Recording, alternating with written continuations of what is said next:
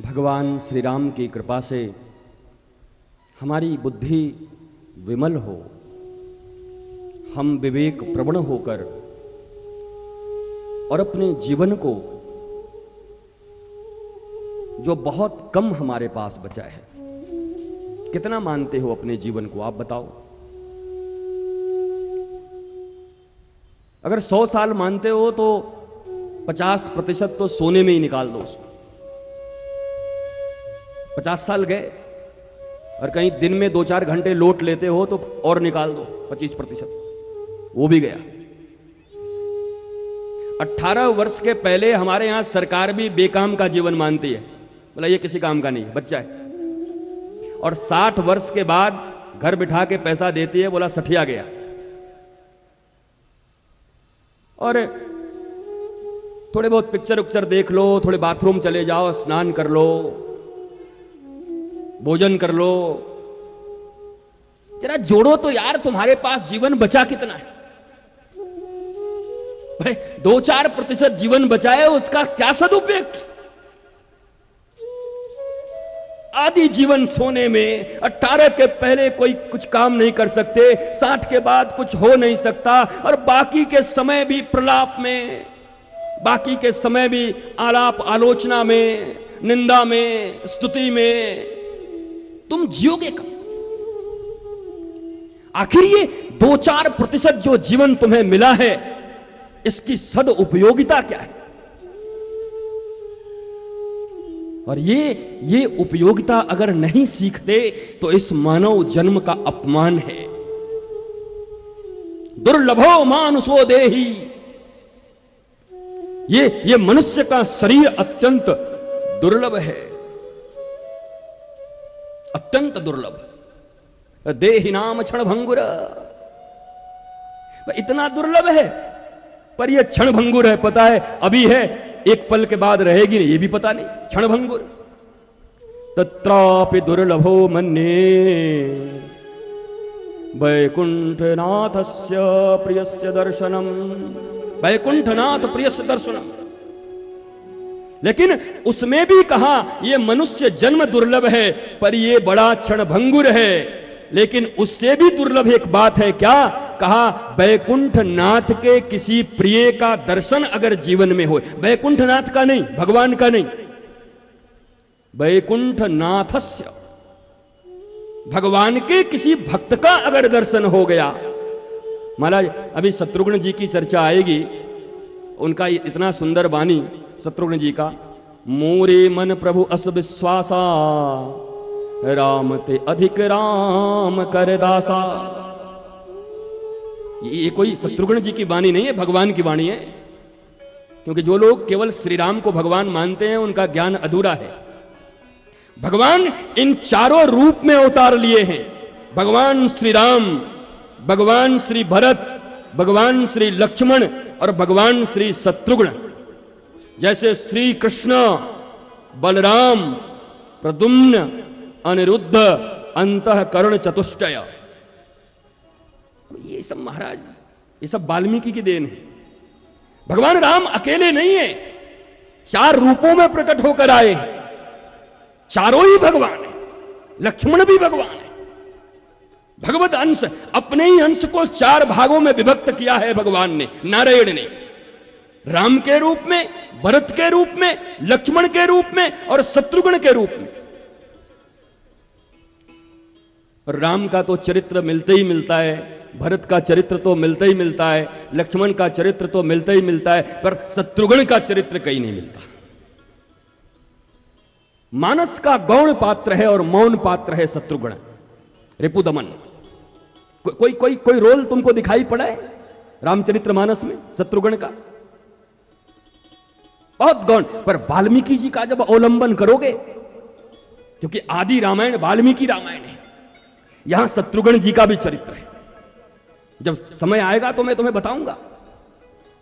इसलिए तो कहा कि बहुत सारी ऐसी बातें जो जो जो हम अब तक न सुने, हमारी जानकारी में ही नहीं, और उनका रस लेना, उनका अवलंबन करना और सीखना कि भगवान क्या सिखा रहे हैं हमको इससे। एक सीधी सीधी राम कथा पैटर्न पर जो आती है वो हम सब जानते हैं, पर इस बार हम लोगों को कुछ ना कुछ जरूर विलक्षण चीज मिलेगा।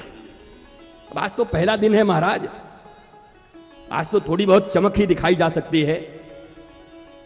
अभी तो 8 दिन बचे हैं, समय है हमारे पास।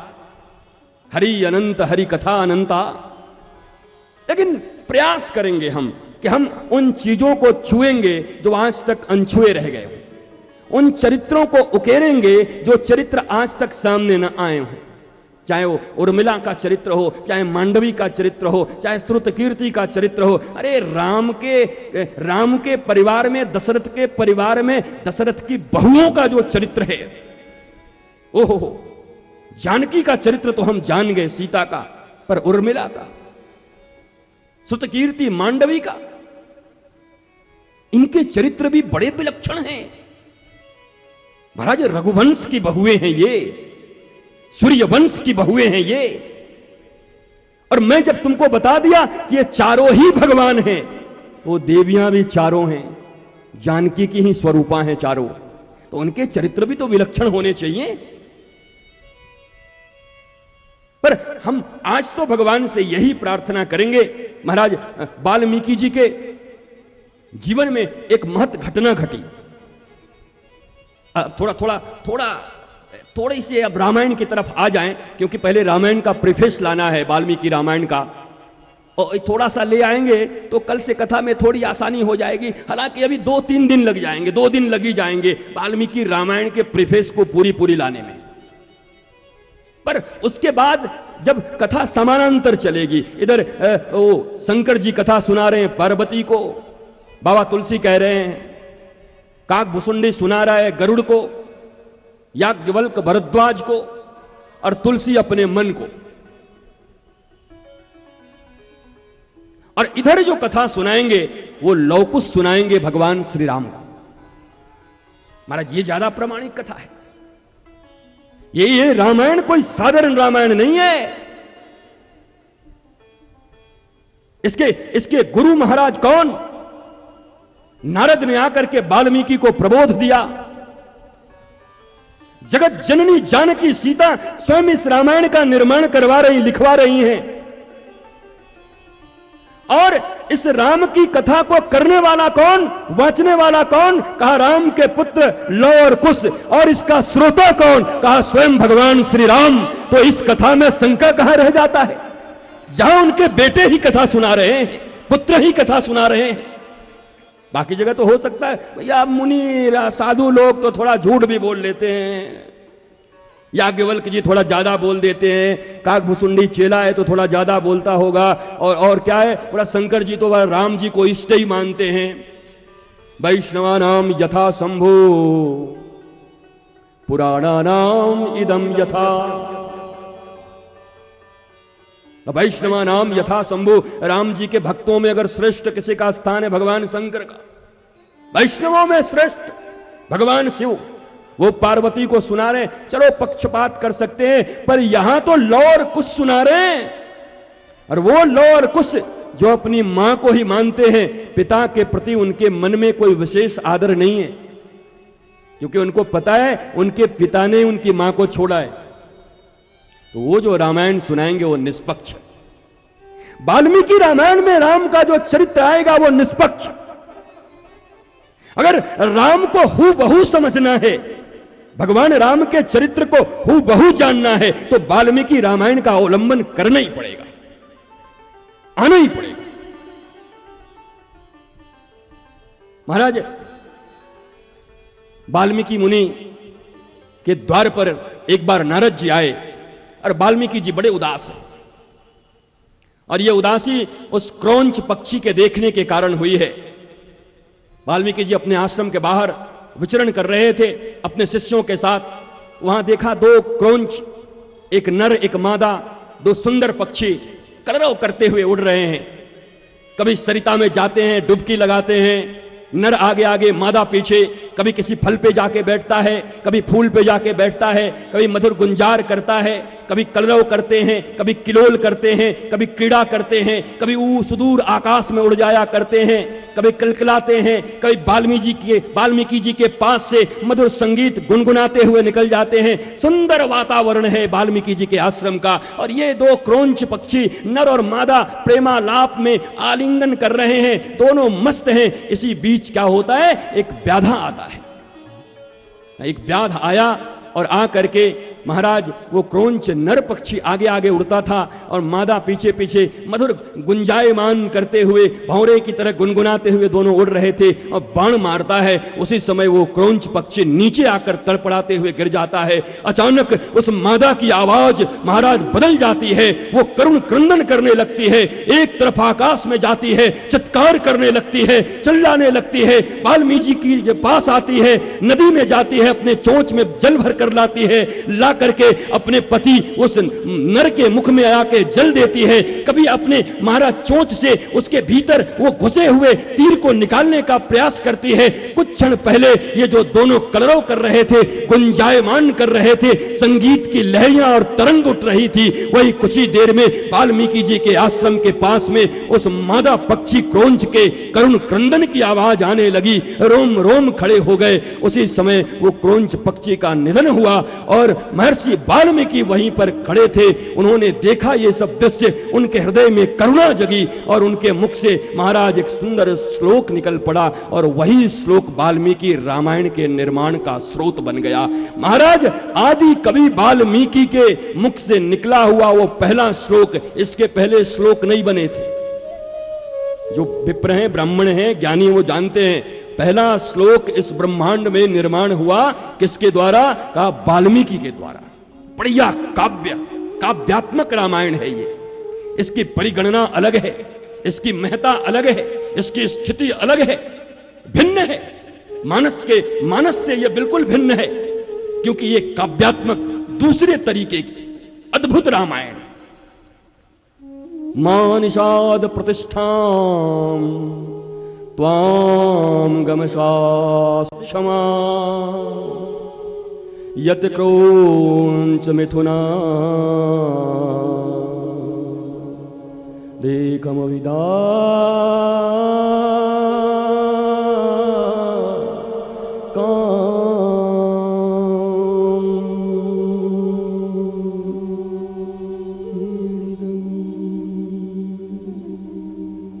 ये दुनिया का पहला श्लोक लोक कहा।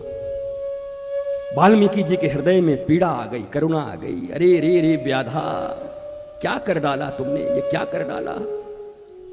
अरे इन चहकते हुए मधुर पंछियों को जो आपस में आलिंगन बद्ध थे, एक प्रेमी युगल जोड़े को तूने मार डाला। अरे व्याध, तेरा कभी भला नहीं होगा, कभी भला नहीं होगा, कभी भला नहीं होगा। हृदय में करुणा उमड़ गई और यहीं से वाल्मीकि रामायण का सूत्रपात हो गया। बहुत पीड़ा में आ गए। शिष्य कहने लगे, अरे गुरुदेव, आपके मुख से ये क्या निकला? ये तो अद्भुत श्लोक है, ये अद्भुत श्लोक है, ये क्या बोल दिया आपने? और याद रखना, योजना बना के कोई महत् कार्य आज तक नहीं किया गया है। कोई कहे कि 60 साल के बाद मैं भक्ति करूंगा, 60 साल के बाद तुमसे भक्ति होगी? योजना बना के आज तक भक्ति हुई है किसी से? कभी नहीं हो सकती। अनायास होती है भक्ति, अनायास होगी। योजनाबद्ध। अरे भैया, 60 साल तक तुम व्यवहार किए हो और 60 साल के बाद तुम्हें भक्ति कैसे याद आएगी? जो जीवन भर व्यवहार करता है वही व्यवहार उसको अंतिम में याद आता है। बूढ़े लोगों को देखोगे, उनको पुरानी बातें बहुत ज्यादा याद रहती हैं। घी इतने रुपए किलो था, उस समय में ऐसी लड्डू बनती थी, उस समय में इतने कम लोग थे, पर चश्मा कहां रखे हैं भूल गए। चश्मा भूल जाते हैं। उनकी वर्तमान की याददाश्त बड़ी कमजोर होती है, पुरानी याददाश्त बड़ी तगड़ी होती है। और 60 और 70 साल की उम्र के बाद जो भक्ति करने के लिए सोचते हैं, अगर जिंदगी भर व्यवहार किए हो, केवल विषयों के साथ जिए हो, तो 60 और 70 साल के बाद तुम्हें राम याद आएंगे, चश्मा याद नहीं आता। पुरानी बातें याद आती हैं। जिन विषयों में अपने जीवन को रंग के आए हो वही विषय तुम्हारे ऊपर हावी रहेंगे। इसलिए भक्ति कभी योजना बना के नहीं की जाती, भक्ति की कोई योजना नहीं होती, तो अनायास। और ये करुणा जब उत्पन्न हुई तो अनायास ये वाल्मीकि जी के मुख से एक महान ग्रंथ का सूत्रपात हो गया, श्रीमद् वाल्मीकि रामायण। महाराज सुंदर भाव से नारद जी आए हैं। नारद जी आकर के और वाल्मीकि जी के म्लान मुख को देख रहे हैं। बड़े परेशान है वाल्मीकि जी, क्या करूं, कैसे लिखूं, कहां से शुरू करूं, ये तो बड़ा बढ़िया हो गया, मुझे कुछ लिखना चाहिए। मानो कलम है पर कागज नहीं, ऊर्जा है पर उद्देश्य नहीं। क्या करें, कैसे लिखें?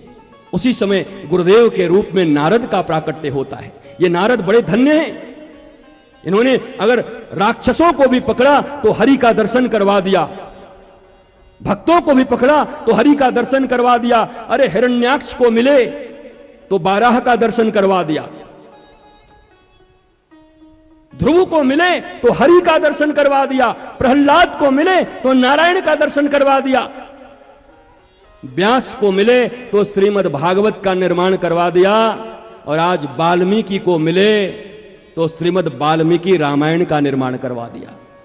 ये महान ऋषि हैं, नारद जी महान ऋषि हैं।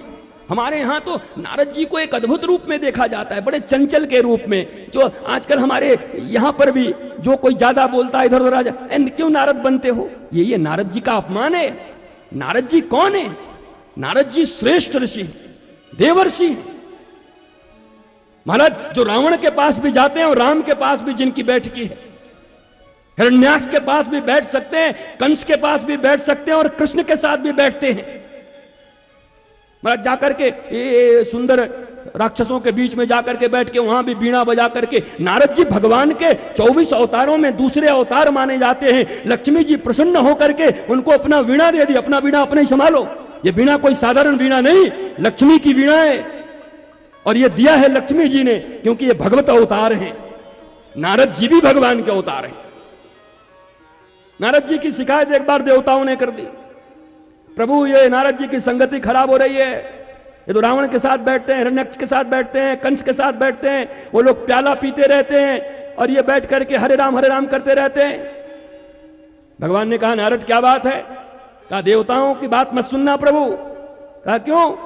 कहा रे वो मैं कहीं भी बैठूं, हमारी वास्तव में राक्षसों के साथ, दैत्यों के साथ हमारा चैलेंज लगा है क्या? कहा वो प्याला पीते रहते हैं, हम माला रखते रहते हैं, वो कहते हैं एक दिन तेरी माला छुड़ाकर तुझे प्याला दे दूंगा, और मैंने कहा है एक दिन तेरा प्याला छुड़ा के तुझे माला धरा दूंगा और मैं सत्य साबित होऊंगा। और नारद जी पता नहीं कितने प्यालों को छुड़ा करके मालों में लगा दिया महाराज। ये नारद जी जिनके हाथों में प्याले थे उनके हाथों में माले आ गए। ये नारद जी की कृपा है। कई दैत्यों को नारद जी ने भगवान का भक्त बना दिया। नारद जी कोई साधारण है, इनकी गरिमा, इनकी गवेषणा। पर हमारे यहां आजकल हमारे पौराणिक जो नायक हैं उनको पता नहीं कैसे कैसे लोग कॉमेडियन, नारद को कॉमेडियन की तरह बना दिया गया।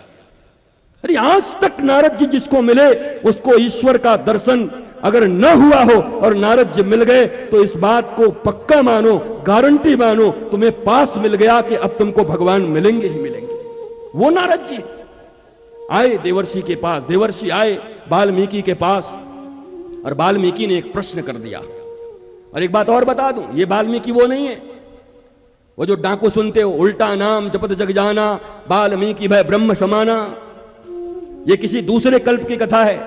एक बार वाल्मीकि जी को डाकू का रोल करना पड़ा, डाकू बने थे। जैसे नारद जी एक बार दासी के पुत्र बने, वो थे तो नारद ही, फिर नारद बन गए।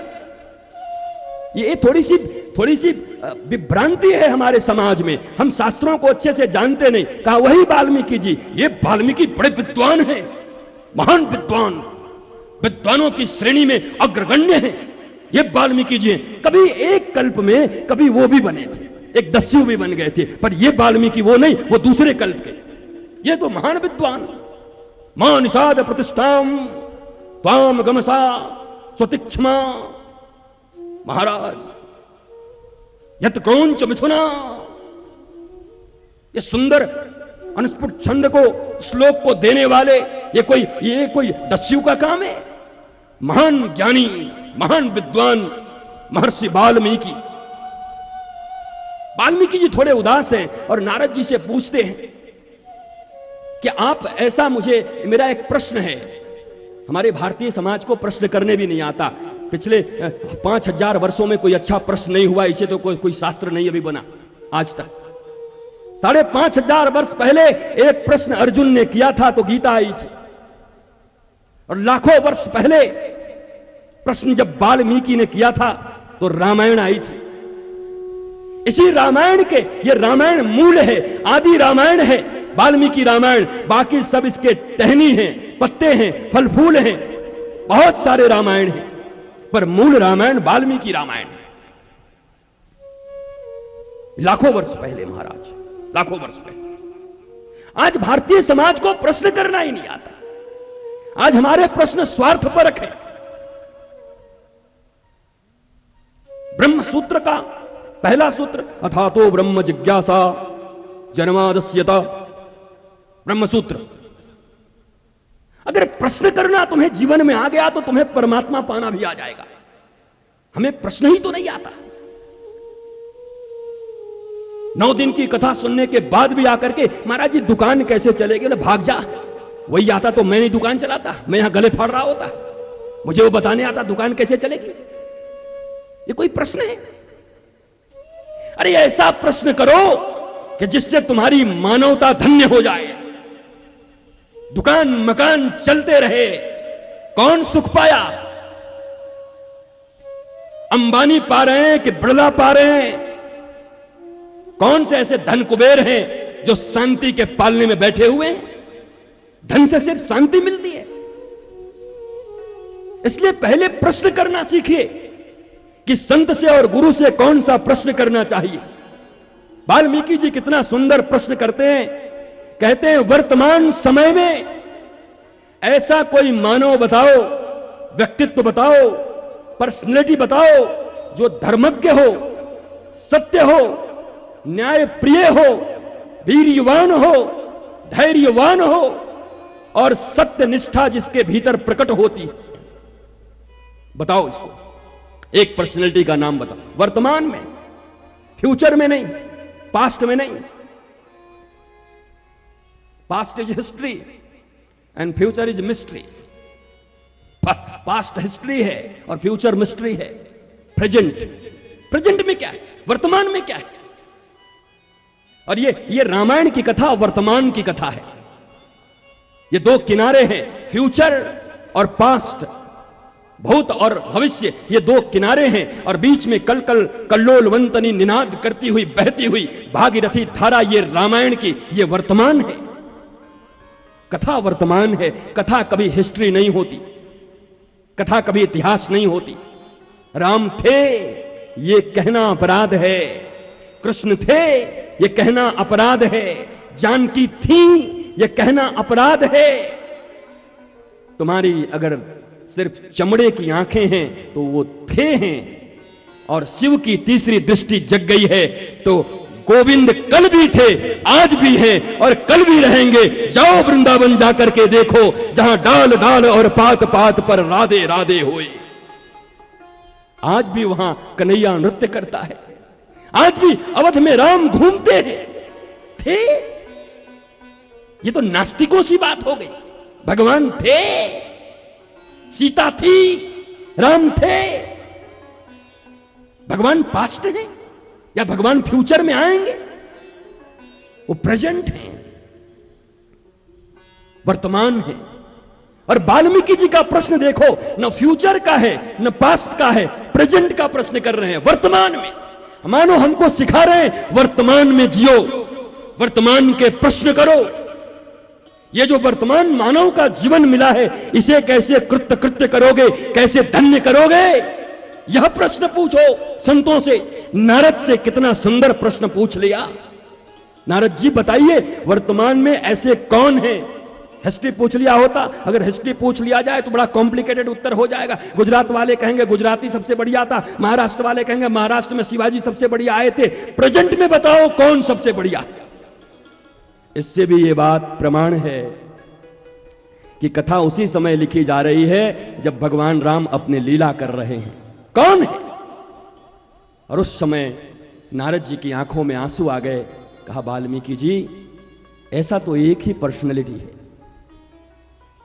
राम कोई पर्सन नहीं है, परफेक्ट पर्सनैलिटी का नाम राम है। पर्सन हम हैं, राम पर्सनैलिटी है। ब्यूटी नहीं है, ब्यूटी इनकार्नेशन। सुंदर नहीं है, सौंदर्यता, सौंदर्य। ये जो फूलों में सुंदरता है, ये जो नारियों में सुंदरता है, ये जो पुरुषों में सुंदरता है, ये जो तुम्हारे अंग अंग में सुंदरता है, ये जो सृष्टि में सुंदरता है, ये वृक्षों में सुंदरता है, ये महाराज नीले आकाश में सुंदरता है, ये चांद की सुंदरता है, ये सूर्य की सुंदरता है, ये सब सुंदर हैं।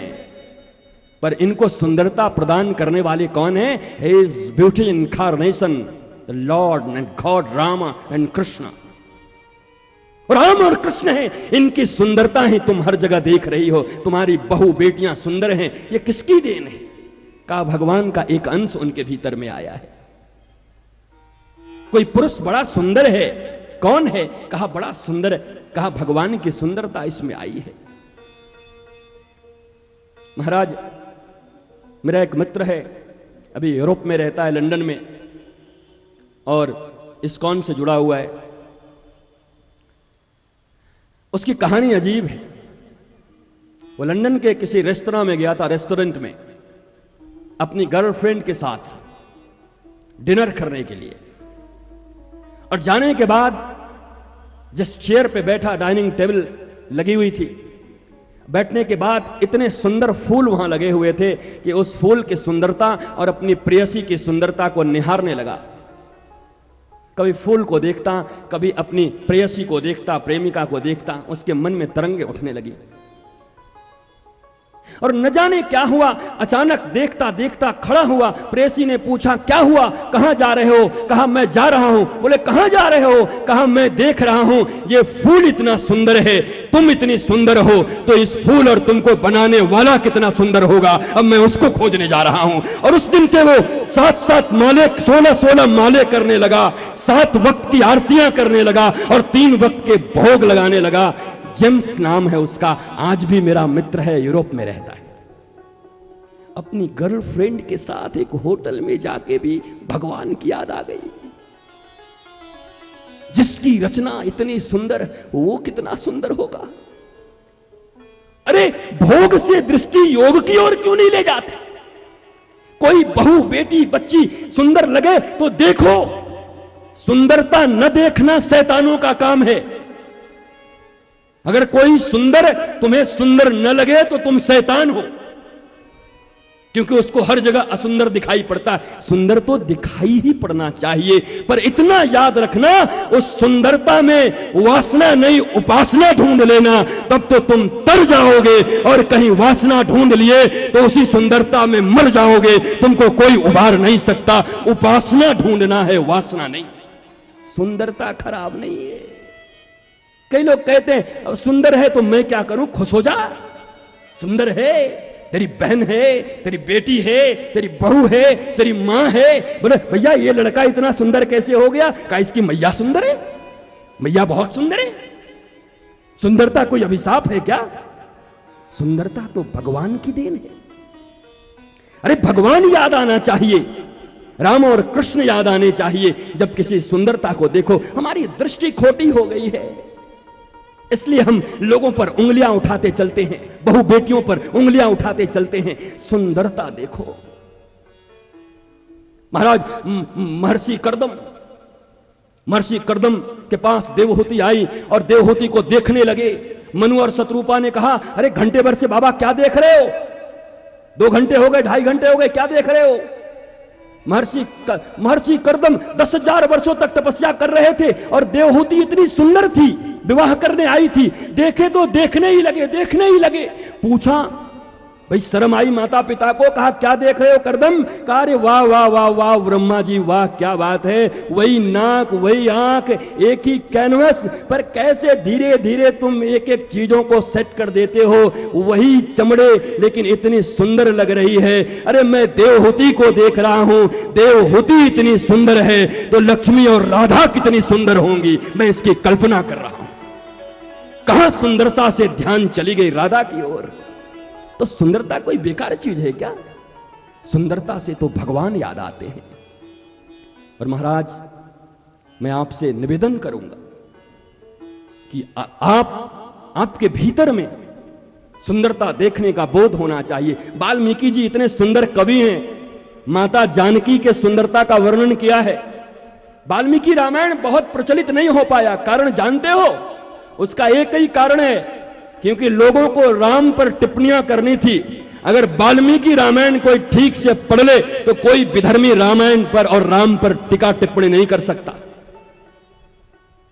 गोस्वामी तुलसीदास जी ने उन सब चीजों को छुपाया है, ढका है, और इसका प्रमाण लेकर के विधर्मी लोग राम के ऊपर उंगली उठाते हैं। अरे वाल्मीकि पढ़ो, क्योंकि राम के चरित्र पर कोई संदेह करे।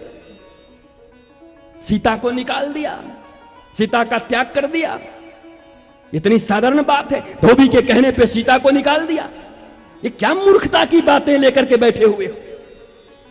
तुम राम की कथा अच्छे से जानते नहीं हो, कभी श्रवण नहीं किया, देखा नहीं, समझा नहीं, विद्वानों की संगति में तुम्हारा बैठना नहीं हुआ, वरना ऐसी बातें नहीं करते। इस देश के कई ऐसे लॉयर हैं। कुछ दिन पहले एक वकील, कोई बहुत बड़े वकील थे, उन्होंने कहा राम की पूजा किस लिए करें, वो तो नारी को छोड़ दिए। तेरी बुद्धि में भांग पड़ी है, ग्रंथ पढ़ो अच्छे से, जहां तहां से टीवी के सीरियल देख करके और बोलना प्रारंभ मत करो। वाल्मीकि रामायण का प्रचार नहीं हुआ, प्रसार नहीं हुआ। इस कारण से आज लोग राम के ऊपर भी उंगलियां उठा देते हैं, राम के चरित्र पर उंगलियां उठा देते हैं।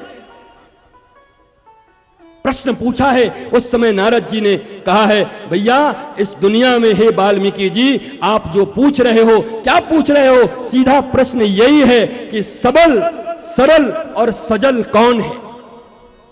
सबल भी कौन है और सरल कौन है और सजल कौन है? जोड़ा है तीनों का। सबल शेर भी है पर वो सरल नहीं है, चीर डालता है, फाड़ डालता है शिकार को। सबलता बड़ी बात नहीं है। राम जी सबल हैं, राम जी से सबल दुनिया में कौन होगा? निर्बल केवल राम। लेकिन केवल सबल नहीं है, सरल भी है। ये बड़ा बड़ा कॉम्बिनेशन बड़ा क्रिटिकल है, बड़ा रेयर है, बल्कि मिलेगा ही नहीं। जैसे सुंदरता और चतुराई का कॉम्बिनेशन श्री कृष्ण का, वैसे सबलता भगवान राम से सबल कौन है? अरे बाएं हाथ से जिसने शिव पिनाक को ऐसे उठा लिया, और नारायण के पिनाक जिनको देखते ही उछलकर परशुराम के हाथों से उनके हाथों में आ गई। धनुष को केवल छुआ भर था और वो प्रत्यंचा चढ़ाए भी नहीं और कटाक्ष से करके टूट गई। जहां 10-10 हजार राजा, जहां बाणासुर, जहां रावण, ऐसे ऐसे योद्धा जाकर हिला न सके, बाएं हाथ से छूने के बाद वो धनुष टूट गई। वो सबल राम जिसने रावण को 6 महीने तक अपने कांख में दबा के रखा, उस बाली को एक बाण से धूल धूसरित कर दिया, वो राम। कुंभकर्ण जिसने लक्ष्मण और हनुमान के पसीने छुड़ा दिए, उस कुंभकर्ण के छाती को विदीर्ण कर दिया अपने बाणों से, वो राम, सबल राम। 31 बाणों को मारकर 10 भुज और 20 हाथों को तोड़कर और नाभि के कुंड को सुखाकर रावण को धराशायी कर दिया, वो राम, वो सबल राम। पर वो सरल भी है। जब मैया सबरी उनको अपने जूठे बेर खिलाती है तो उस समय उनको सबलता याद नहीं आती। इतने सरल हैं कि जूठे बेर खा लेते हैं। और गिद्धराज जटायु के कटे हुए पंख को देख करके जिनके आंखें सजल हो गईं, आंखों में जल आ गया, आंखों में अश्रु बिंदु आ गए, वो राम है। हमारा राम सबल भी है, हमारा राम सरल भी है, और हमारा राम सजल भी है। भैया, अपने जीवन में सबल भी बनना, पर सरल बनना। सोने की पात्र में अगर कभी खाए हो और किसी दिन करपात्री बनना पड़े तो लज्जा मत करना, सरलता से। अरे जिनका जन्म ही रघुवंश में हुआ, वो दशरथ का राज्य, 3 माताएं, राजकुमार की तरह पले हुए राम, लेकिन जब वन में गए तो कुश के आसन को बिछाकर हाथों की तकिया लगाकर सोए, वो राम। हमारा राम सबल है, हमारा राम सरल है, हमारा राम नेत्रों का सजल है। सजलता लाओ, अपने जीवन में सजलता लाओ। अगर नेत्रों में जल नहीं, नेत्रों में आंसू नहीं, नेत्र सूखे हुए हैं, हृदय सूखे हुए हैं, तो मैं तुमको विश्वास दिला सकता हूं ये राम कथा और कृष्ण कथा तुम्हारे काम की नहीं है। मत आना, पांडाल में अपना समय नष्ट करोगे। सबलता, सरलता और सजलता, ये तीनों गुण अगर किसी के भीतर हैं तो वो केवल श्री राम हैं। और आज वाल्मीकि को श्री नारद जी कहते हैं कि ये एकमात्र पर्सनैलिटी, कोई व्यक्तित्व है, पूर्ण व्यक्तित्व है, तो वो श्री राम है। तुम श्री राम के विषय में लिखो अगर लिखना चाहते हो तो। और अब उनको विषय भी मिल गया जिस विषय को खोज रहे थे, और वो क्रौंच पक्षी के मादा की चित्कार और वो उसका जो करुणा उनके भीतर में था, वो करुणा भी उनको मिल गई। अब वाल्मीकि जी को नारद गुरु के रूप में मिल गए। ब्रह्मा जी उपस्थित होकर के और जय जयकार करने लगे, वाह वाह वाल्मीकि, ये क्या तूने श्लोक का रचना किया है। क्योंकि ब्रह्मा से ही प्रकट हुए हैं वाल्मीकि जी। ब्रह्मा जी ने भी कहा लिखो लिखो, तुम विशुद्ध रामायण लिखो। और अब केवल नायिका घट रही है जो इनको स्पष्ट बता दे। उन्हीं दिनों की घटना है कि महाराज राम राज्य हो गया है, राम राज्य लग गया है, राम का दरबार लगा हुआ है, और राम के राज्य में ही राम की अपनी ही जनता सीता और राम के खिलाफ विषवमन कर रही है। एक धोबी ने कहा, एक धोबी ने कह दिया और राम ने निकाल दिया सीता को। अरे निकालना ही होता तो गुरु वशिष्ठ से पूछ के निकालते, निकालना था तो अपनी माताओं से पूछ कर निकालते। अपनी माता कैकई, सौतेली माता कैकई के बात पर बन जाने वाले राम क्या किसी और के कहने पर वो अपनी जानकी को वनवास देने वाले हैं? अरे जिनका हरण रावण करके ले गया, तो जो पेड़ पौधे और पत्तों और हिरणों से पूछते हुए, रोते हुए, बंदरों से मित्रता करके उस राक्षस का संहार करके अपनी प्रिया को अपने वामांग में धारण किया, वो राम अपनी प्रिया को ऐसे छोड़ सकते हैं? वो राम अपनी जानकी का ऐसे त्याग कर सकते हैं? ये कौन सी रामायण पढ़ी है तुमने? ये कौन सी टीका टिप्पणियां चल रही हैं इस समाज में? महाराज उस समय, उन दिनों की बात है जब राम राज्य में हर कोई ऐसा नहीं, गुरुदेव कहा करते थे, धोबी ने नहीं बोला, धोबी भी बोला। धोबी ही नहीं बोला, धोबी ही बोला। अर्थात ये बात राम राज्य में इतनी आम हो गई थी। धोबी तो एक बहाना था। उसकी पत्नी बरसात की एक रात में कहीं बाहर रह गई थी, और जब वो वापस आई तो उसने ये कहा कि मैं राम नहीं हूं। जो महीनों और वर्षों तक अपनी प्रिया को रावण के हाथ छोड़कर स्वीकार कर लिया, भाग जा, ये धोबी ने भी कहा। इसके पहले भी राम राज्य की जनता इस बात को कानाफूसी करती थी, दास दासियां बात करती थी, ये बात आम हो चुकी थी। लेकिन माता जानकी के कानों में अभी तक ये बात नहीं आई। माता जानकी का निर्वासन नहीं हुआ, माता जानकी का निष्कासन नहीं किया गया। जरा बात को समझो यार, बात को समझोगे, बूझोगे तब राम के चरित्र पर उंगली उठाने वालों को तुम उत्तर दे सकते हो। जब शास्त्रों का ज्ञान तुमको होगा, शास्त्रों में रचे पचे होगे, शास्त्रों के रंग का तरंग तुम्हारे भीतर होगा, तब उन विधर्मियों को तुम उत्तर दे सकते हो। महाराज, उन दिनों माता जानकी गर्भवती थी और गर्भवती है माता जानकी, लव और कुश उनके गर्भ में है। और उस समय आम जनता ऐसे खुसर फुसर करती है, गुप्तचर आकर के राम जी के कानों में कहते हैं, अरे वो रघुवंश जहां पर ऐसे दिर्भगाहु रघु भगीरथ जिन्होंने गंगा को लाया, अंशुमान दलीप, मैंने कई बार नाम ले लिए इन लोगों का, ऐसे ऐसे पात्र, ऐसे ऐसे चरित्र कि इनके ऊपर पूरी की पूरी कथा लिखी जा सके। इनमें से किसी का चरित्र का श्रवण कर लो तो राम के चरित्र के भी श्रवण की तुमको आवश्यकता नहीं पड़ेगी। उस रघुवंश के कोख में पल रहे वो लौह और कुश के जीवन में, माता के जीवन में गर्भवती होने के समय बड़ी सावधानी बरतनी पड़ती है, याद रख लेना।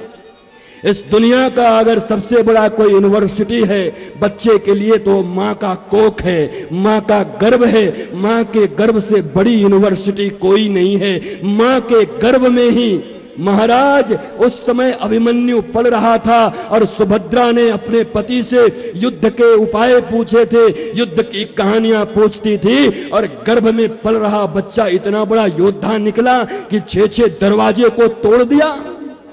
जो भीम नहीं तोड़ पाए, युधिष्ठिर नहीं तोड़ पाए, और वो 12 वर्ष का बालक अभिमन्यु उस चक्रव्यूह को तोड़ पाया। ये गर्भ के संस्कार की बात है, याद रख लेना माताओं, याद रख लेना। अगर अपने जीवन में राम, कृष्ण, शिवाजी और विवेकानंद चाहती हो तो इन 9 महीनों को बहुत ध्यान से जीना। 2 महीने तक जो माँ काम और वासना में जीती है, उनके ही बच्चे दिल्ली में निकल करके दामिनी के रेप करते हैं। 9 महीने तक जो माँ अपने कोख में बच्चों को रख करके और झूठ बोलती है, उनके ही बच्चे झूठे निकलते हैं। जो माँ अपने बच्चों को कोख में रख करके फिल्में और उपन्यास देखती है, उनके ही बच्चे विध्वंसक निकलते हैं। ये रघुवंश की संतान आने वाली है। इसलिए राम ने यह विचार किया, जानकी ने यह विचार किया कि अभी अयोध्या की स्थिति ठीक नहीं, यहाँ की जनता, यहाँ के नागरिक राम और सीता के चरित्र के ऊपर उंगली उठा रहे हैं। अरे जिस रघुवंश में राम, भरत, लक्ष्मण और शत्रुघ्न जैसे बेटे पैदा हुए हों, उसी राम का बेटा, राम की जननी, राम की पत्नी सीता की कोख से जन्म लेने वाले लौह और कुश अगर अयोध्या में लेकर जन्म लेते, माता सीता ने अगर अपने चरित्र के ऊपर आरोप सुन लिया होता तो कोख में पल रहे बच्चों को ग्लानि हो जाती। और सूर्य वंश में, उस रघुवंश में लोग उस रामायण की कथा कहने वाले नहीं, बल्कि रामायण के, राम के वंश के डुबाने वाले संतान के रूप में पैदा हो सकते थे। इसलिए राम और जानकी ने मिलकर यह फैसला किया कि हमारे रघुवंश के इस बच्चे को अयोध्या में जन्म नहीं लेना चाहिए, बल्कि किसी मुनि के आश्रम में, बल्कि कलकल कल्लोलवंतनी बहती हुई गोदावरी के तट पर, जहां पर ऋषि कन्याएं रहती हों, जहां ऋषियों के मंत्र गूंजा करते हों, वहां पर इस गर्भ का पालन होगा। और एक बात सुन लेना, इस दुनिया में न तो सीता की बहन थी, न सीता का कोई और रिश्तेदार था जो ये शोक संताप बड़ा खबर उनको जाके दे सकता था। एक लखन लाल ही ऐसे थे। न उर्मिला कह सकती थी, न मांडवी कह सकती थी, न श्रुति कीर्ति कह सकती थी। लखन लाल को माता सीता बेटे की तरह मानती है। माता सीता का पुत्र तो बाद में होगा, पर 14 वर्ष के इस वनवास में लखन लाल को अपने संतान की तरह प्रेम करती हैं। और लखन लाल भी वैसे ही हैं। ना हम जानामी केउरे, ना हम जानामी कुंडले। राम ने पूछा कि ये जो देखो देखो ये सुग्रीव कुछ गहने दिखा रहा है, ऑर्नामेंट्स दिखा रहा है, क्या ये तुम्हारे भाभी के हैं? ये हार देखो, ये कर्णफूल देखो। लक्ष्मण जी रोने लगते हैं, भैया ना हम जानामी केउरे। मैंने आज तक क्या कहूं, हम बड़े बड़े ब्रह्मांड को अपने मस्तक पर उठा लिए, क्योंकि हम शेष हैं। मैं एवरेस्ट की चढ़ाई तक चढ़ गया, मुझे कुछ समझ में नहीं आया।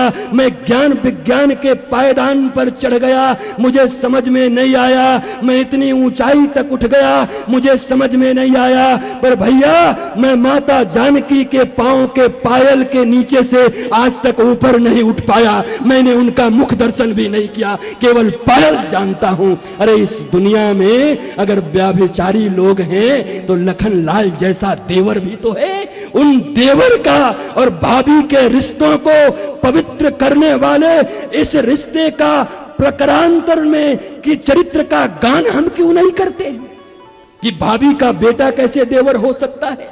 महाराज लखन लाल जी ले गए हैं और ले जा करके आज राम जी ने कहा है इनको वनवास में छोड़ आइए। वहां वाल्मीकि जी के आश्रम में हमारे इस तपहपूत संतान का आगमन होना चाहिए। और सबसे बड़ी बात तो यह है कि वाल्मीकि जी भी इंतजार कर रहे हैं कि कब माता जानकी आएंगी और हमारे इस कलम से रामायण लिखा जाएगा।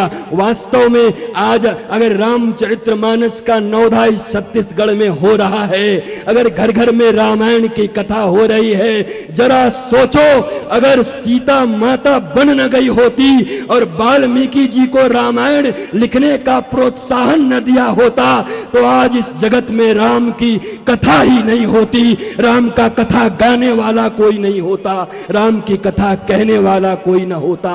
ये तो जगत जननी जानकी की करुणा है हम जीवों के ऊपर, जो रामायण के लेखनी के लिए बन जाती हैं। और ऐसे समय में मैंने सुना है आजकल एक प्रथा निकल गई है, जब हमारी बहू के महाराज कोख में बच्चा आता है तो उसको मायके भेज दिया जाता है। ये परंपरा भारत की नहीं है, ये परंपरा भारत की नहीं है। हमारी परंपरा ये है कि तुम्हारे कुल का दीपक जो आना चाहिए वो तुम्हारी खानदान में आना चाहिए। अरे जब उन्होंने कन्या दान कर दिया तो फिर अपनी बीड़ा को उनके पास भेजते हो, आने वाले संतान का देखभाल नहीं कर सकते, उनके खर्चे नहीं उठा सकते। मैंने सुना है कि इस दुनिया में मामाओं ने ही बहुत कुछ बिगाड़ा है, चाहे वो शकुनी मामा हो, चाहे कंस मामा हो, या रामायण में युधाजित मामा हो। नाम सुना है युधाजित का? तुमने तो केवल शकुनी का नाम सुना है, तुमने तो केवल कंस का नाम सुना है। कंस भी मामा था, राम के मामा भी युधाजित थे। कई के भाई, उनका ही बिगाड़ा हुआ सारा खेल था। मामाओं ने चैन से नहीं जीने दिया। लेकिन एक तरफ ये मामा है तो कृष्ण भी तो किसी के मामा थे, कृष्ण भी तो अभिमन्यु के मामा थे। कहने का मतलब हमारे ब्रज में एक बड़ी सुंदर कहावत है, घर बिगाड़े आरो नहीं, घर बिगाड़े आरो, दरवाजा बिगाड़े आरो और घर बिगाड़े सारो। महाराज अभी बाद में सुनाऊंगा, समझाऊंगा इसका मतलब क्या होता है। इसलिए तुम्हारे बच्चे का जब जन्म होना चाहिए, तुम्हारे वंशज में कोई आना चाहिए, तो तुमको पुरुषार्थी कैसे कहा जाए? पुरुष कैसे? इसको तो इंपोर्टेंस कहते हैं, नपुंसक कहते हैं। भेज दो अपनी पत्नी को। कैसी सास हो कि देखभाल नहीं कर सकती, कैसे ससुर हो कि आने वाले वंश का देखभाल नहीं कर सकते, अपने ही वंश में देखभाल करनी पड़ती है। महाराज आज जानकी जी चली गई, जा रही हैं रथ से, राम जी गवाक्ष से देखते हुए आंखों से अश्रु निपतन हो रहा है। रथ की पहिया चली गई, उड़ते हुए धूल को भी देख रहे हैं। अरे उनकी पीड़ा को न मैं समझ सकता हूँ न तुम समझ सकते हो, वो तो राम और जानकी ही समझ सकते हैं। लखन लाल जी ले गए, एक वन से आच्छादित बड़े गुल्म लता थे, वहां जानकी जी को उतार कर हाथ जोड़ा, कहा माँ मैं आपसे जो कहने वाला हूँ उसके बाद मुझे पता है मैं आपका पुत्र हूँ, श्राप तो नहीं दोगी लेकिन मैं नजरें नहीं मिला सकता। रघुनाथ जी ने आपको वनवास दिया है, वन में रहने के लिए कहा है। इतना कह के घोड़े की लगाम को महाराज मोड़ा और सीधा अयोध्या की ओर चले गए। जानकी जी स्तब्ध खड़ा होकर देख रही हैं, ये क्या हो गया? अरे मैं सुनैना और जनक की बेटी इंद्र जिनके लिए सिंहासन छोड़ देता है, अरे वो मैं जो जो बड़े बड़े राजा आकर के शिव पिनाक को उठा नहीं पाते और बाएं हाथ से उठा करके मैंने उसका मार्जन किया। वो जानकी मैं अरे इसी अयोध्या में अपने ससुराल में रहती थी और जब चलने के लिए आयास करती थी तो महाराज फूलों के कुसुम के कलियां बिछाए दिए जाते थे, हमारे पांव न जमीन पर पड़े। जल मांगते थे तो दास दासियां स्वर्ण के पात्र लेकर दौड़ जाते थे, स्नान की इच्छा होती थी तो इत्रों के सरोवर बना दिए जाते थे। और आज इस बियाबान जंगल में, इस दुर्भिक्ष जंगल में मुझे अकेला छोड़ दिया। यही सब सोचते हुए माता जानकी की आंखों में एक अश्रु बिंद आ गए और अश्रु बिंदु यहाँ पर कुछ देर टिकती हुई, कपोलों से आती हुई, यहाँ से लुढ़कती हुई होठों तक आई, होठ पे कुछ रुक करके और थोड़ी तक आई। थोड़ी से जैसे ही वो नीचे गिरने वाली थी उसी समय वाल्मीकि जी अपने तपहपूत कमंडलों को लेकर गए और भूमि पर उस आंसू को न गिरने दिया, अपने कमंडल में उस आंसू को ले लिया और उसी से 24,000 श्लोकों के वाल्मीकि रामायण का निर्माण हो गया। अगर वो आंसू जमीन में गिर जाते तो ये भूमि में विकंप आ जाती, भूकंप आ जाता, ये सृष्टि नष्ट हो जाती। ये आंसू ही सीता के हैं जिस आंसू के कारण वाल्मीकि ने रामायण लिख दिया। वो आंसू करुणा के हैं जिन्होंने 24,000 श्लोक पैदा कर दिए, नहीं तो आज रामायण कोई नहीं जानता। भैया इस दुनिया में राम कथा के श्रवण करने वाले सबसे प्रिय हनुमान जी हैं, लेकिन हनुमान जी से प्रिय भी कोई अगर राम कथा श्रवण करने का अधिकारी है और सुनता है तो वो श्री किशोरी जी हैं। किशोरी जी राम कथा सुनने की सबसे रसिक हैं। आज उन्हीं किशोरी जी की कृपा से, उनके अश्रु बिंदु के कृपा से आज वाल्मीकि जी अपने उस तपहपूत कमंडल में उस अश्रु बिंदु को लेकर के माता जानकी को अपने आश्रम में ले गए। ऋषि कन्याएं उनका देखभाल करती हैं, लौ कुश पलने लगे। महाराज उसी समय राम जी बड़े उद्विग्न रहते हैं जब से जानकी जी चली गई हैं। इधर मथुरा में लवणासुर नाम का एक विशाल राक्षस है।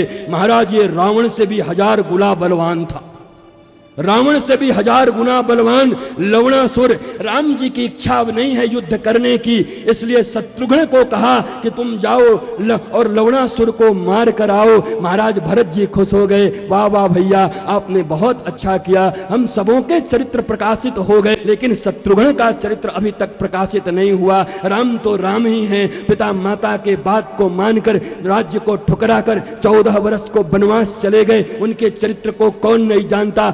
भरत तो भरत ही हैं। महाराज राम तो वन में रहकर वनवास भोगते हैं, लेकिन अयोध्या के द्वार पर रह करके भी कोई वनवासी की तरह जीवन यापन करता है तो भैया भरत हैं। वन में वनवासी बनना आसान है, पर गद्दी के नजदीक रह करके वनवासी बनना बड़ा कठिन है। ये भाई भरत का चरित्र है। लक्ष्मण का चरित्र सब जानते हैं, राम और जानकी के परम सेवक हैं, पर शत्रुघ्न का चरित्र आज तक कोई नहीं जानता। बड़ा गौण चरित्र है। इस चरित्र का प्रकाशन करने के लिए भगवान श्री राम ने लवणासुर, रावण से भी जो विशाल है, रावण से भी 1000 गुना जो बलवान है, अपने छोटे भाई को यश प्रदान करने के लिए तुम्हें कोई नहीं जानता। जाओ अपने यश को चारों दिशा में दिगंत में प्रकाशित करो कि हमारे भैया ने तो रावण को मारा था, लेकिन 1000 रावण का बल रखने वाला उस लवणासुर का अगर कोई वध करेगा तो महाराज शत्रुघ्न जी करेंगे। शत्रुघ्न जी का चरित्र अद्भुत है। अभी तो वाल्मीकि रामायण में आगे भी इनका चरित्र आएगा, मैं विस्तार से इनके चरित्र का वर्णन करूंगा। राम चरित्र तो सब सुने हो, भरत चरित्र तो सब सुने हो, शत्रुघ्न के चरित्र का भी विस्तार किया जाएगा। शत्रुघ्न जी को महाराज उस समय लवणासुर को मारने का आदेश दिया गया। इधर महाराज वो शुभ बेला आ गई, दोनों कथा साथ साथ चल रही है। वाल्मीकि आश्रम में लवकुश के आने का महाराज तैयारी हो रहा है और उधर लवणासुर को मारने के लिए अवध से चलने के लिए तैयारी में है। महाराज वो दिन भी आ गया जब माता के पेट में दर्द हुआ, प्रसव कराने वाली कन्याएं अंदर गई, सब ऋषिगण आप बाहर बैठे हुए हैं। उसी समय माता सीता के प्रबोध में एक बात आती है, अरे अगर अभी लौ और कुछ पैदा हो गए तो इनके भीतर ब्राह्मणत्व तो आ जाएगा, तेज तो आ जाएगा, ओज तो आ जाएगा, पर वो आभा, वो प्रभा जो सूर्य वंश का है, जो रघुवंश का है, कोई अगर सूर्यवंशी और रघुवंशी जन्म के समय न रहा तो ब्राह्मणत्व तो आ जाएगा, पर क्षत्रित्व तो इनके भीतर में नहीं आ पाएगी। माता सीता हाथ जोड़ती हैं, हे भगवान, हे राम, हे पूर्व पुरुषों, हे रघु, हे अज, आप तो जानते हो आपका संतान आ रहा है, आपकी संतति आ रही है, क्या आज कोई रघुवंशी हमारे पास नहीं आएगा? क्या इनके जन्म के समय कोई सूर्यवंशी हमारे पास नहीं आएगा? माता सीता बहुत महाराज उद्विग्न हैं। उसी समय अयोध्या से लवणासुर को मारने के लिए शत्रुघ्न जी निकलते हैं। रास्ते में इनको याद आया, अरे मथुरा के रास्ते में ही वाल्मीकि जी का आश्रम है, कितना अच्छा होता कि लवणासुर को मारना है, अपनी भाभी माँ का आशीर्वाद लेके चला जाता। प्रसव अंतिम बेला में है, ये सोच करके घोड़े को दौड़ा दिया। इधर महाराज कोलाहल हुई, और इससे पहले कि माता सीता लौ और कुश को जन्म देती, महाराज साक्षात शत्रुघ्न जी वाल्मीकि के आश्रम में पहुंचे, और उसी समय लौ और कुश का जन्म हुआ। रघुवंशियों के सामने रघुवंश की संतति आ गई। माता सीता देख के प्रसन्न हो गई, वाह वाह वाह शत्रुघ्न भैया, मैं विचार ही कर रही थी कि क्या कोई रघुवंशी नहीं आएगा, तुमने मुझे कृतार्थ कर दिया, मांगो मांगो, आज मैं तुम्हें कुछ देना चाहती हूँ। कहा, हे भाभी माँ, आपने मुझे रघुवंशी को, सूर्यवंशी को ये दो संतति दे दी है जो रघुवंश का महाराज नाम रोशन करेंगे, और मुझे कुछ नहीं चाहिए। उसी समय माता सीता से कहा, आपने मुझे ये दो संतति दी है, भाभी माँ आप मुझसे कुछ मांगो। उसी समय महाराज सीता माता ने कहा, ये घड़ी देख लो, समय देख लो, आज के 12 वर्ष के बाद, लवणासुर को मारने के बाद, ठीक 12 वर्ष के बाद इसी आश्रम में तुम उपस्थित हो जाना। उसी समय शत्रुघ्न जी प्रसन्न हो गए, कहा, वाह भाभी माँ वाह, मुझे मन ही मन अभिमान हो गया था कि लवणासुर को मैं मारूंगा, पर अब मेरा वो अभिमान भी गया। अब मैं समझ गया कि मैं लवणासुर को मार पाऊं न मार पाऊं, आपके आशीर्वाद को लेकर, आपके वचन को पूरा करने के लिए लवणासुर जरूर मारा जाएगा, और मारकर 12 वर्ष के बाद मैं यहाँ उपस्थित होऊंगा। महाराज भगवान राम के दोनों सुपुत्र लव और कुश का बढ़िया वाल्मीकि आश्रम में सुंदर सुंदर महाराज मंगल गान गाए जा रहे हैं, बधाइयां बज रही हैं। इधर सुंदर भाव से भगवान लव कुश का जन्म हुआ है, लव कुश के जन्म पर बधाइयां बज रही हैं, आनंद हो रहा है। राम का जन्म तो बाद में होगा, देखेंगे किस दिन होगा, लेकिन आज राम पुत्र का जन्म हो गया, और इसलिए मैं कह रहा हूं कि ये कोई साधारण पुत्र नहीं है। वाल्मीकि रामायण लिखने वाले, रामायण लिखवाने वाली माता सीता, और रामायण का प्रथम कथा करने वाला अगर कोई है तो आज ये दोनों पुत्र पैदा हुए, लव कुश, और रामायण का प्रथम श्रोता कोई और नहीं, स्वयं भगवान श्री राम है। ऐसे वाल्मीकि रामायण को हम बार बार प्रणाम करते हैं। आज प्रथम दिन है, प्रथम दिन के अनुसार बहुत ज्यादा कथा मैंने कर दी, मैं तो 1.5 घंटे ही सोचा था। अभी यहाँ बधाइयां बजने दीजिए, मस्ती होने दीजिए, लव कुश का जन्म हुआ है। अब कल से लव कुश जो कथा श्री राम जी को सुनाएंगे वही कथा मैं आपको सुनाऊंगा, और ये कथा ऑथेंटिक कथा होगी, क्योंकि राम पुत्र ही राम को राम कथा सुना रहे हैं। कहीं कोई गड़बड़ी होने की आशंका नहीं है, गड़बड़ होगी तो राम ही कह देंगे। वही कथा कल से इस पावन धरा पर जाज्वल देव की नगरी में महाराज मैं हाथ जोड़कर यहाँ के वासिंदों को आमंत्रित करता हूँ, आइए आइए। अगर निमंत्रण न मिला हो तो मैं निमंत्रण दे रहा हूं। अगर किसी कार्यकर्ता ने कोई कटु वचन कह दिया हो तो मैं क्षमा मांग रहा हूं। अगर किसी बात का बुरा लग गया हो तो मैं क्षमा प्रार्थी हूं। मैं चाहता हूं कि आप भी इस 9 दिन में यहाँ उपस्थित रह करके आपके जीवन में जो जो त्रिताप हैं उन त्रिताप को मिटा लीजिए। मैं जानता हूं कि जहर जानबूझ के खाया जाए या अनजाने में खाया जाए आदमी मर जाता है, वैसे ही राम की कथा जानबूझ के सुना जाए या अनजाने में सुना जाए आदमी तर जाता है। इसलिए जांजगीर वासियों को निमंत्रण दे रहा हूं, आइए आइए आइए, आपका इस कथा में स्वागत है। कल से पांडाल भर करके यहाँ बैठिए और वाल्मीकि रामायण जो लौ और कुश राम को सुनाएंगे। बीच बीच में बाबा तुलसी की भी कथा होगी, भगवान शिव की भी कथा होगी। आप निराश मत होना, पर मैं जांजगीर वासियों को कुछ नया देना चाहता हूं। आप रामचरितमानस तो सुने ही हो, और आपको ये जानकर बड़ा ये भी होगा कि मैं भी अपने जीवन में पहली बार राम कथा कह रहा हूं, और वो भी आपकी नगरी में कह रहा हूं। तो आप बालक समझकर अगर कुछ त्रुटि हो जाए तो क्षमा भी कर दीजिएगा, क्योंकि बच्चे से गलती हो जाती है।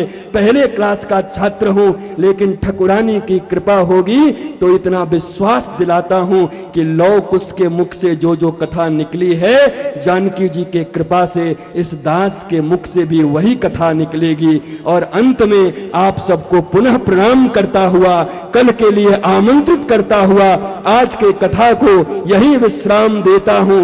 बोलो श्यावर रामचंद्र भगवान की, बोलो राघवेंद्र सरकार की, बोलो राजा रामचंद्र भगवान की जय।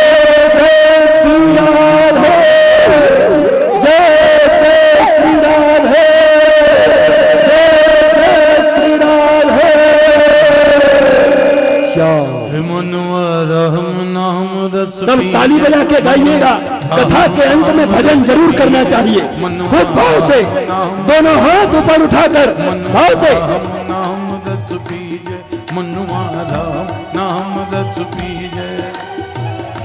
पीजे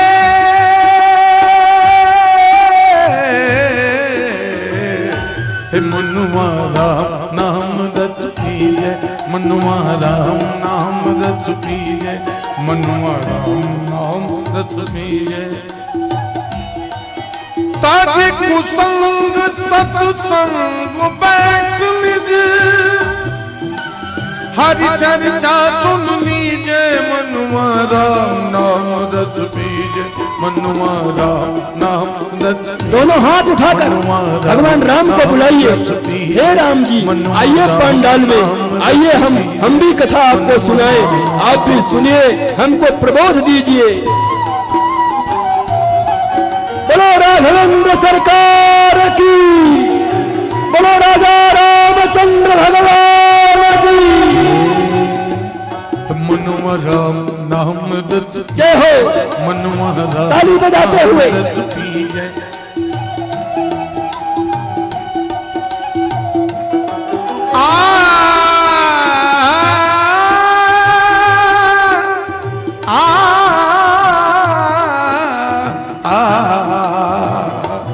मनुआ राम नाम दत्त पीजे, मनुआ राम नाम दत्त पीजे, मनुआ राम नाम दत्त पीजे।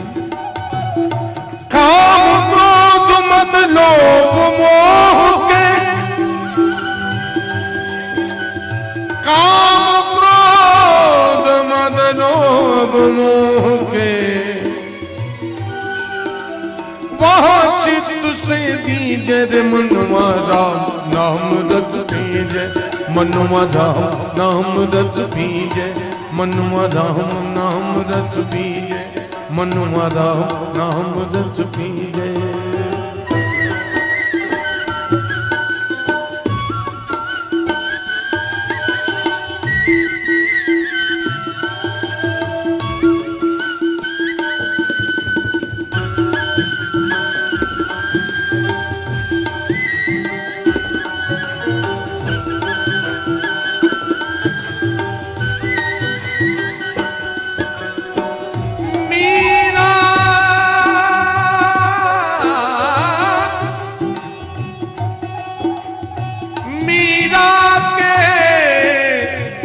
प्रभु गिरिधर नागर,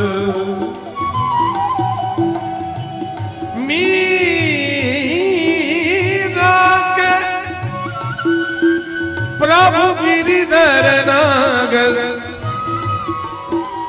ताही के रंग में भीजे रे मनुआ राम नाम दत्त पीजे, मनुआ राम नाम दत्त पीजे, मनुआ राम नाम दत्त पीजे, मनुआ राम नाम दत्त पीजे, मनुआ राम नाम दत्त पीजे, मनुआ राम नाम दत्त पीजे, मनवा राम नाम रत पीले मनवा राम नाम रत पीले मनवा राम नाम रत पीले